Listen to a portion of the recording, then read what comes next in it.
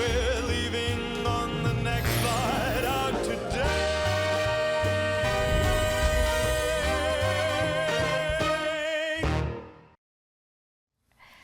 네, 드림스탁 네어 시간으로 넘어오셨습니다. 오늘 함께 해주실 분은 멀린 78 대표 이민우 대표님 함께 모시도록 하겠습니다. 대표님 안녕하세요. 안녕하세요. 네.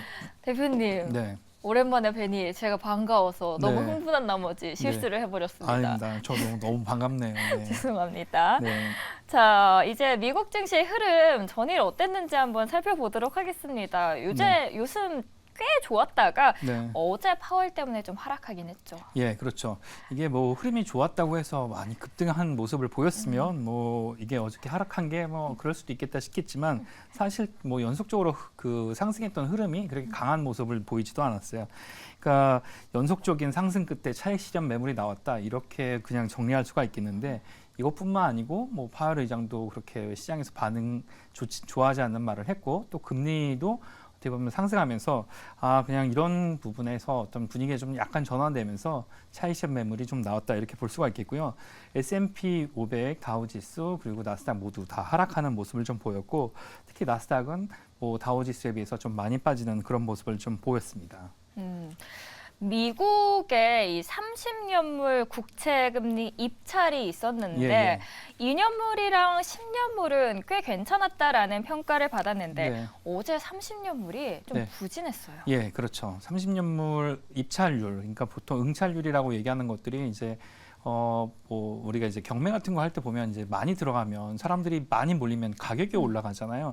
근데 채권 우리 시청자 여러분들 다 아시겠지만 채권 가격이 올라가면 금리가 내려가지 않습니까? 근데 예상보다 굉장히 낮은 경쟁률을 보였어요. 그러니까 이제 뭐 그 2배 정도 그 정도의 경쟁률을 보였는데 30년물이라고 한다면 기본적으로는 이제 우리가 그것과 바로 연결해 볼 수가 있겠죠. 모기지 금리와. 예, 근데 30년물에 대한 이 입찰률이 떨어졌다는 건 장기적으로 봤을 때 경기가 좀 불투명하다 이렇게 좀 보는 것 같고요. 그리고 그러다 보니까 아무래도 이제 입찰률이 낮다 보니까 응찰률이 낮다 보니까 그래서 결과적으로는 뭐 가격이 이제 내려갈 수밖에 없고 금리는 높아지는 그런 모습을 좀 보였고 그러다 보니까 결과적으로 뭐 이제 거기는 당연히 사야 되는 그런 그 프라이머리 그 브로커, 이게 딜러라고도 얘기하는 그런 이제 은행들이 있는데 거기서 대부분 물량을 좀 받아가는 그런 모습을 좀 보였습니다. 그래서 금리가 높아지고 이거 보면 이제 그 전날 이제 그 ECB에 그 전에 그 이제 ECB 총재였던 라가르드 총재 맞나요? 네, 그분이 이제 유럽의 경기 침체가 너무 분명하고 내년에 그게 이제 표면에 드러날 것이다. 이런 얘기 한 것과 좀 시장에서는 같이 해석을 좀 했던 것 같아요. 그리고 전반적으로 봤을 때 길게 보면 경기 안 좋아질 것 같다. 뭐 이렇게 생각을 해서 불투명한 것들에는 좀 적게 손이 나가는 그런 모습으로 시장에 작용을 했던 것으로 좀 볼 수가 있겠습니다. 네, 말씀해 주셨듯이 이날 프라이머리 증권사들이 거의 평균적으로 한 12% 정도를 입찰을 하는데 24%나 입찰을 했습니다. 그만큼 앞으로 시장을 장기적으로 봤을 때는 좀 불안하다라고 보는 시각이 더 많다라는 걸 볼 수 있는 날이었습니다. 그래서 지수는 어떻게 나왔나요? 네, 지수 같은 경우 보게 되면 이제 S&P 500 같은 경우는 이제 0.81% 하락했고 다우존스는 0.65% 그리고 나스닥은 0.94% 하락을 했는데 업종별로 좀 봤을 때 이 업종별로 봤을 때 제일 약했던 거는 저기 뭐 헬스케어라고 좀 볼 수가 있겠고요. 그동안 시장을 견인했었던 기술주는 그냥 그런 모습을 좀 보였어요. 그리고 소비주도 약한 모습을 보였는데 아무래도 그 헬스케어 부분이 제일 약했던 건 많이 올랐기 때문에 그런 게 아닌가 싶고요. 그거에 대한 어떤 반발 그 어떻게 보면 차익 실현 매물 그렇게 좀 많이 나왔다 이렇게 좀 볼 수가 있겠습니다.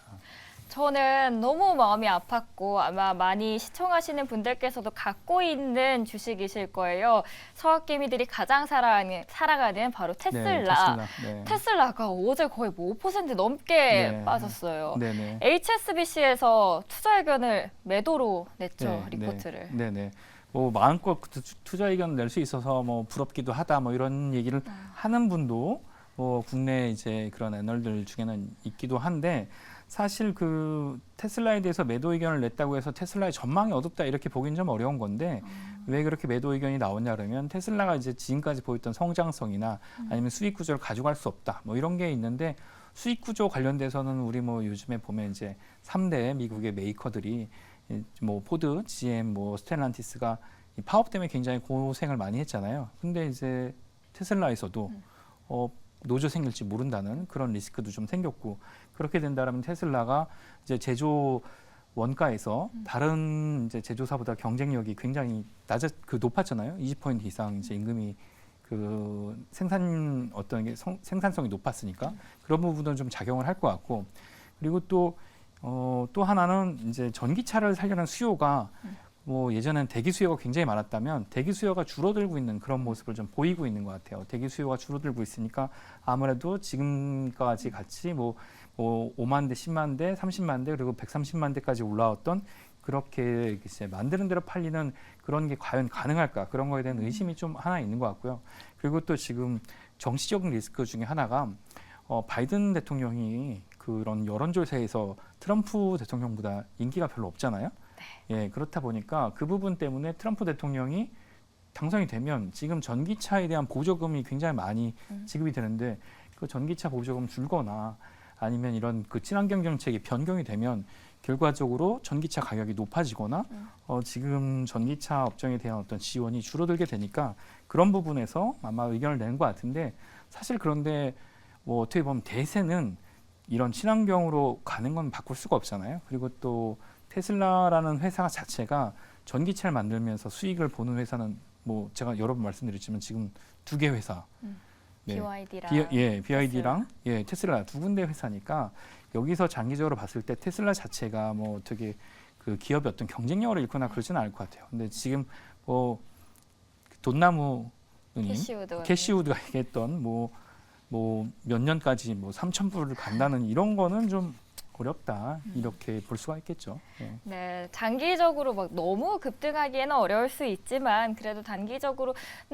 전망이 어제의 하락은 좀 너무 컸다라고 보시는 거겠죠? 네, 제가 봤을 때는 한 200불 정도 안팎에서 뭐 당분간 갇혀 있다가 상승할 거라고 보는데, 작년 이맘때도 가격이 뭐 이 정도 수준이었어요. 그러다 갑자기 많이 올라왔으니까 이 테슬라는 뭐 이 사이즈에 걸맞지 않은 주가 그래프를 보이고 있으니까 또 어떤 이슈가 있을지 모르겠습니다. 제가 기대하는 이슈는 테슬라가 또 곧 발표할 어떤 그 소프트웨어 부분에서의 어떤 경쟁력이 있을 것 같은데, 지금부터는 경쟁력 있는 가격이라고 좀 보지만 저는 뭐 미국에 있는 친구나 친척한테는 테슬라 팔라고 얘기했어요. 260, 70불에서. 예, 왜요? 근데 그분들은 이 가격에 샀죠. 200불 수준에서. 네, 작년 이만 가격에 샀으니까. 근데 지금쯤이면 다시 그런 어떤 경쟁력이 있는 가격에 가까워지지 않았을까 생각을 좀 해보고요. 뭐 장기 투자 이런 것보다는 사실 장기 투자는 투자의 관점에서 장기 투자는 해도 되는 자산이 비중이 있잖아요. 네, 그 정도 비중에서 봤을 때 테슬라는 지금부터의 가격은 장기 투자의 경쟁력이 있는 가격이다, 이렇게 볼 수가 있겠습니다. 매력적인 가격대로 진입을 했다라고 말씀을 해주셨습니다. 이번에 버진 갤럭틱 한번 보도록 하겠습니다. 실적 발표 있었고요. 네네. 감원을 단행합니다. 네, 그 버진 갤럭틱 같은 경우는 뭐 유명하죠. 그 리처드 브랜슨이라고 이분도 약간 연예인 비슷한 분이잖아요. 근데 이분이 세운 이 버진 갤럭틱 이제 우주 여행하는 그 프로그램에서 여기서 얘기했던 건 이제 이 버진 갤럭틱을 이제 경영하는 대표이사 얘기는 지금 시장 금리가 너무 높고 그리고 지정학적인 불안이 있다, 이렇게 얘기를 하면서 그래서 뭐 감원을 하고 우리는 이제 우주선 제조에 뭐 힘을 써야 된다, 이렇게 얘기를 했는데, 실적 같은 경우는 뭐 좋았다고 얘기를 하는데 실적이 아무리 좋아도 사실 이게 주가가 지금 $2가 안 되는 상황이에요. 1년 동안 고점 대비해서 거의 60% 가까이 내려왔으니까 굉장히 많이 내려왔고, 사실 이게 공모가가 10불 정도였는데 지금 1불대니까 이런 거는 우리 보통 이제 보통 그렇게 부르는, 이런 종목을 부르는 이름이 있잖아요. 예, 근데 이게 하도 이슈가 되니까 아마 이것도 이제 어떻게 보면 주요한 기업이라고 판단을 좀 할 수가 있는데, 이게 코로나 때는 60불이 넘게 갔었어요. 네. 그런 게 됐지만 지금은. 근데 여기 이게 보통 다른 우주선 여행 같은 경우는 뭐 로켓을 쏘지만 이건 비행기에다 싣고 가서 잠깐 동안 뭐 100km 정도 되는 고도에서 1시간 정도 타는 건데, 이게 아무래도 여기서 시사하는 거는 뭐 그거는 말씀드릴 수 있을 것 같아요. 지금 금리가 너무 높고 지정학적 불안이 심하다 이렇게 얘기하는 게 이제 가장 큰 것 같아요. 예, 이거 뭐 1억 8천만 원씩이나 내고 거의 2억 되는 돈 내고 탈 사람이 있을까 이런 것도 있겠지만 실제 여기서 수익이 좀 난다고 하더라도 그게 미래가 굉장히 불투명한 건 이런 기업은 자기 현금으로 이제 성장하는 게 아니고 돈을 끌어와서 하기 때문에 자금 조달에 대한 이슈를 아마 우회적으로 얘기하는 게 아닌가 이런 생각도 좀 들고 이거는 다른 기업을 투자하실 때 좀 반영을 해야 되는 게 좀 있을 것 같아요.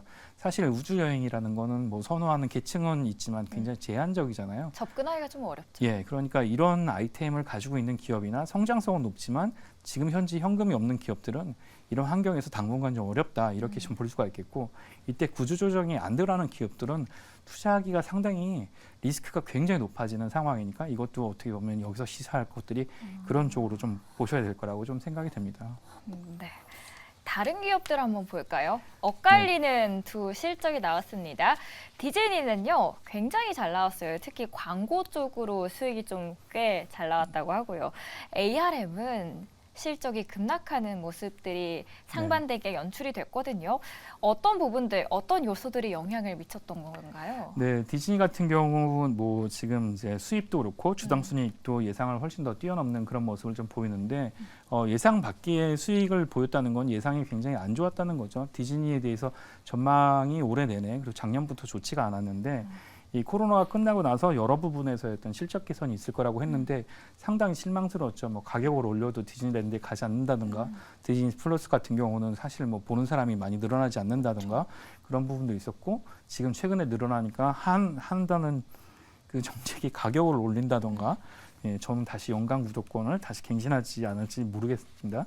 그런 부분에서의 어떤 뭐 의구심이 좀 들었지만 그래서 가이던스가 좀 나왔지만 전반적으로 봤을 때 기업이 가지고 있는 전체적 자산, IP와 그리고 그걸 이용한 어떤 그 어떤 광고에서의 매출은 견조했던 그런 모습을 좀 보였고요. ARM 같은 경우는 이게 상장하고 나서 이틀째 된가 3일째 된 날 제가 방송에서 이거 너무 높으니까 따라가지 말라고 맞아요, 해주셨어요. 말씀을 좀 드렸잖아요.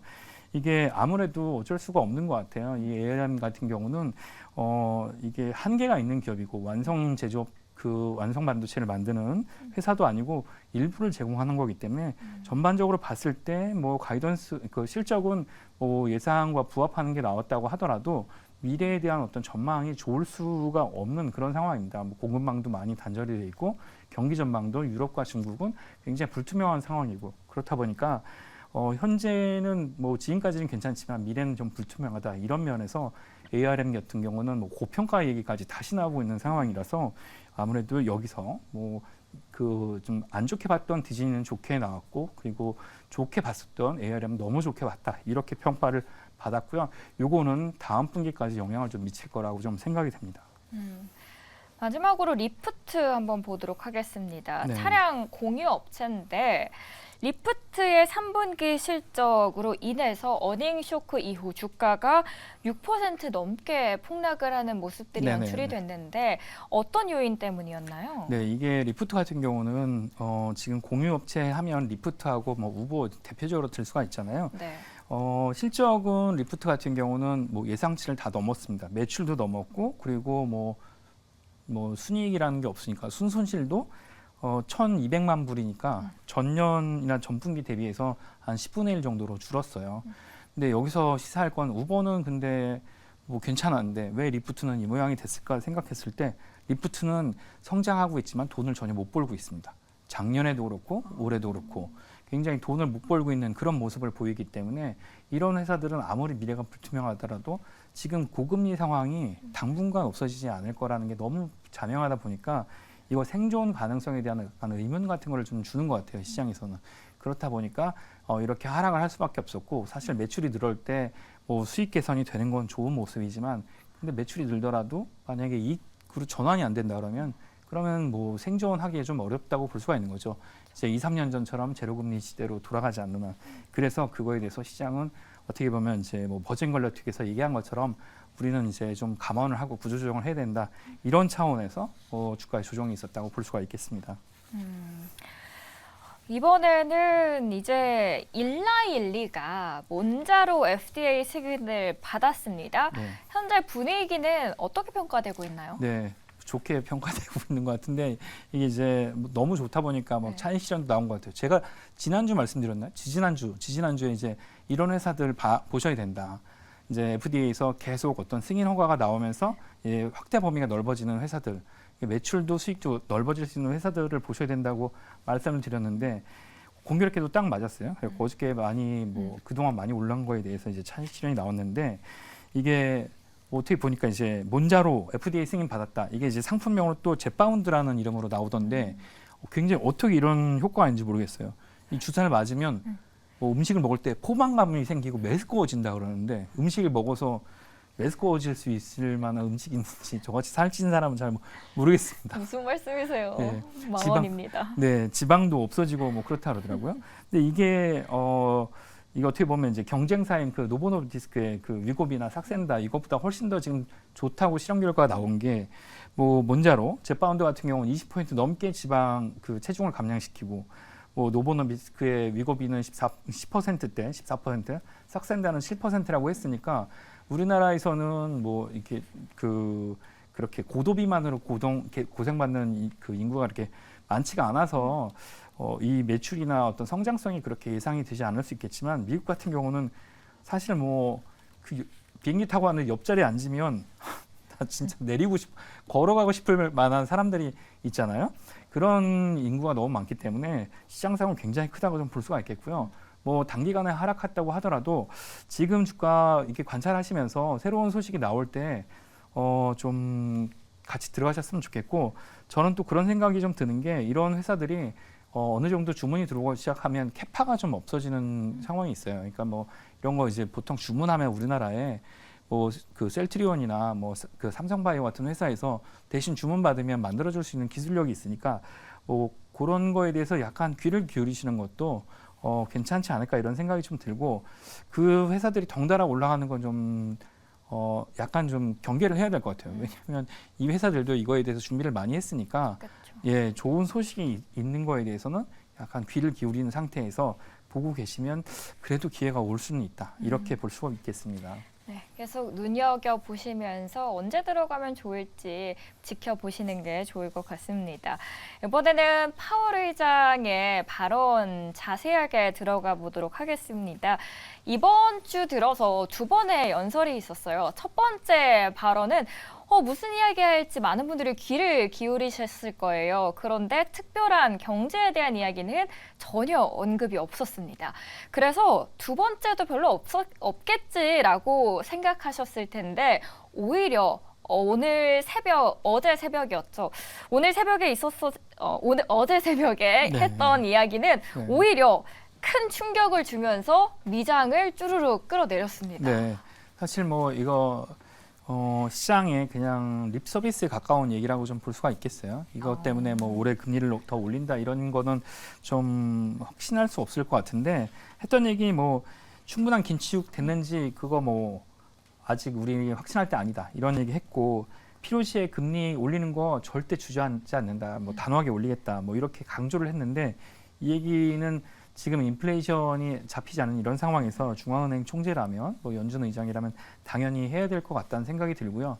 우리가 걱정해야 될 거는 지금 미국 경기가 얼마나 좋을지인데 지금 미국 경기가 계속 좋고 다른 나라랑 안 좋고 이런 상황이 계속 차이가 벌어지게 되면 결과적으로 우리나라는 미국과 뭐 다른 나라를 상대하지만 우리나라가 영향을 받을 수밖에 없는 그런 상황에 놓이는 게 가장 큰 문제인 것 같고요.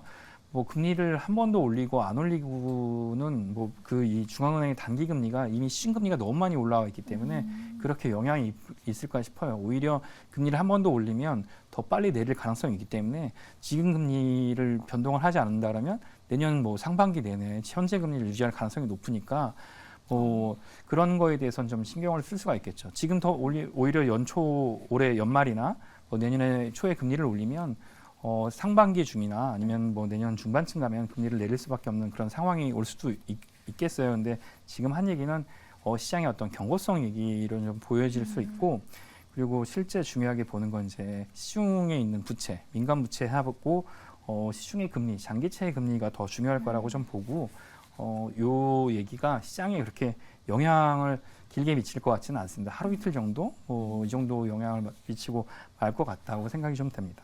장기채 이야기를 하셔서요. 최근에 10년물은 흐름 네. 어떻습니까? 10년물 흐름은 이제 5% 찍고 내려온 다음에 계속 안정됐다고 말씀드리기는 좀 그런데 예전에는 뭐 거의 그 변동이 거의 없다가도 예전에 비하면 변동이 되게 많은 편인데 4.6% 정도 수준에서 계속 뭐 등락을 보이고 있으니까 그렇게 큰 변동성을 보이고 있지는 않아요. 근데 지금의 변동성을 보이지 않는 그런 모습이 연말까지 계속 이어질지는 약간 불투명한 부분이 좀 있습니다. 앞으로도 더 뭐 몇 가지 남은 지표나 이런 게 좀 있어서.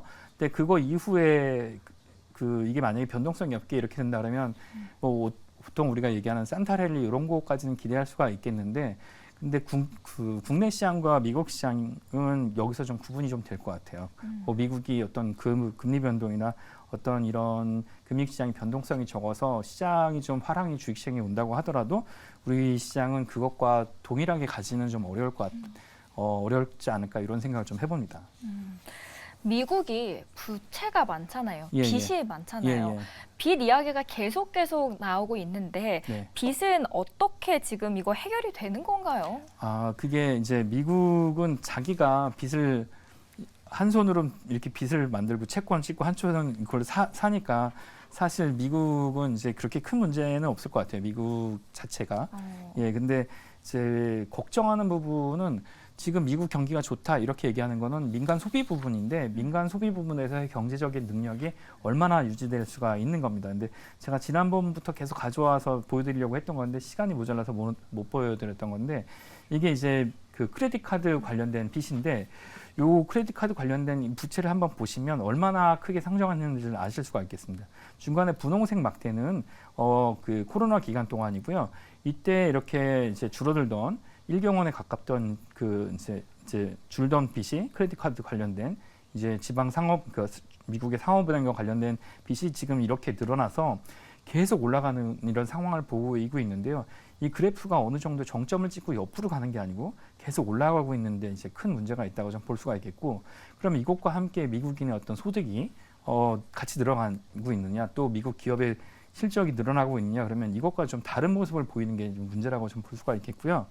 또 하나 이제 보실 수 있는 게 미국의 어떤 그 평균 금리가 이제 코머셜 뱅크, 그러니까 미국의 상업은행 사이에 이 크레딧 카드에 대한 이 금리라고 볼 수가 있겠는데 지금 금리가 이렇게 올라왔다는 거는 어떻게 보면 이제 상업은행의 수익성도 그렇고 이걸 상환하는 이 이용자들, 대출자 그 차주들의 그 어떤 장기적 소비 능력, 그러니까 뭐 신용 능력과 소비 능력 그리고 이제 이 소비력이 장기적으로 영향을 받을 수 있다 이렇게 볼 수가 있겠습니다.